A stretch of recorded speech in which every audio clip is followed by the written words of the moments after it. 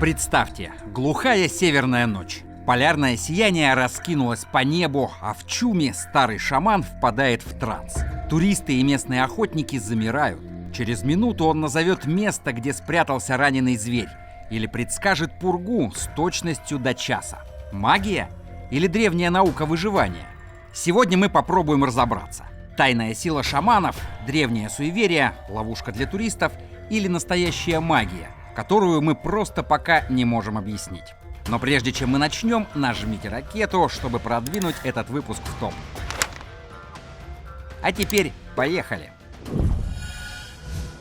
Летом 2018 года на одном из форумов коренных народов Ямала появилась заметка путешественника-вахтовика.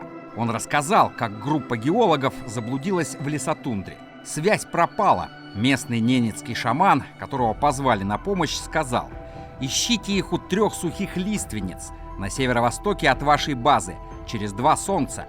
Один болен, но жив». Геологов нашли именно там. Вертолетчики потом рассказывали, что шаман даже описал цвет рюкзака у потерявшего сознание. Народы севера, от самов до чукчей и эвенков, приписывали своим шаманам целый набор нечеловеческих способностей. Например, умение превращаться в животных.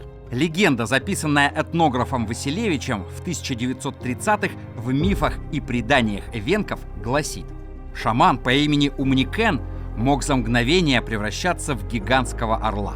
Он буквально перелетал через хребты, когда нужно было доставить больного в стойбище раньше пурги. А еще считалось, что шаман видит дыры в пространстве, о которых обычный человек не догадывается, и может через них проникать в верхний и нижний миры. Но и это еще не все. Считалось, что шаманы могли управлять погодой. Классика. Шаман бьет в бубен, и ветер стихает, тучи расходятся. А теперь сравним древние легенды с реалиями сегодняшнего дня.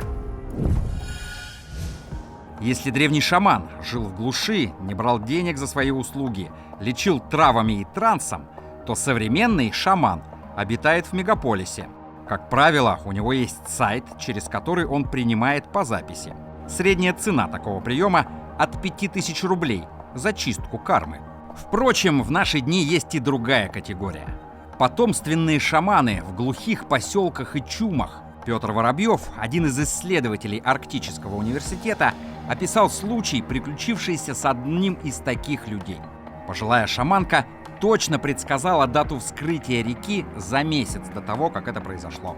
Лед сломался в указанный день с разницей в 2 часа. Как это возможно? Метеорологи скажут. Она просто много лет наблюдала за снегом, формой облаков и направлением ветра.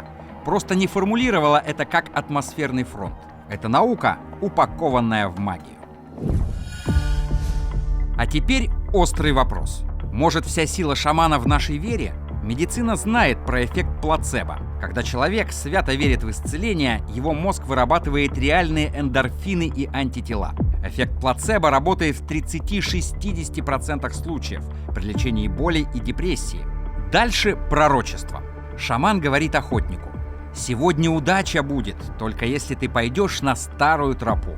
Охотник идет, верит и ведет себя тише, внимательнее, дольше выслеживает зверя. Откуда удача? От собственной собранности. В педагогике и психологии есть 2 научно доказанных понятия.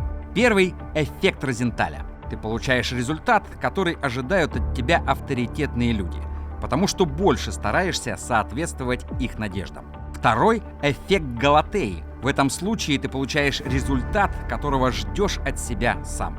Если шаман скажет: «Ты сильный охотник, завтра убьешь зверя», у мужчины повышается уровень тестостерона, улучшается координация. Это не магия, это нейроэндокринология, которая выглядит не менее фантастической. Проведенные в 2010 году исследования Института мозга человека показали: бубен шамана издает волны частотой 4-6 Гц. Инфразвук на этой частоте резонирует с альфа-ритмами мозга человека. Результат: у всех присутствующих при этом могут возникать массовые галлюцинации или коллективный транс. Северные шаманы используют в микродозах мухоморы, которые содержат иботеновую кислоту, которая превращается в мусцимол, мощный транквилизатор и галлюциноген. Так что, по сути, шаман — древний химик, который эмпирически подобрал дозу для обезболивания или полета в верхний мир. Этнографы фиксировали: во время транса шаман мог сидеть в чуме полуголым при минус 40 градусах. Эта йогическая техника в буддизме называется туммо — сосудосуживающее дыхание. Шаманы открыли ее интуитивно за тысячи лет до научного объяснения. Так как же относиться к умениям шаманов? Как к суевериям или как к магии? Если эффект можно измерить приборами — инфразвук, объяснить гормонами — плацебо, или повторить тренировкой — терморегуляция — это наука, которую шаманы освоили на интуитивном уровне. А если шаман предсказал местонахождение геологов за сотни километров? Этого мы пока не можем объяснить. Может, у нас просто не хватает знаний? Зато мы можем сказать наверняка: в чем шаман точно силен, так это в умении заставить нас поверить. А вера, как вы знаете, двигает ледоколы, караваны и нейроны в вашем мозге прямо сейчас. А как считаете вы, шаманы действительно обладают некой мистической силой, или современная наука просто пока не в силах объяснить их способности? Поделитесь своим мнением в комментариях. Обязательно нажмите ракету, чтобы продвинуть это видео в топ.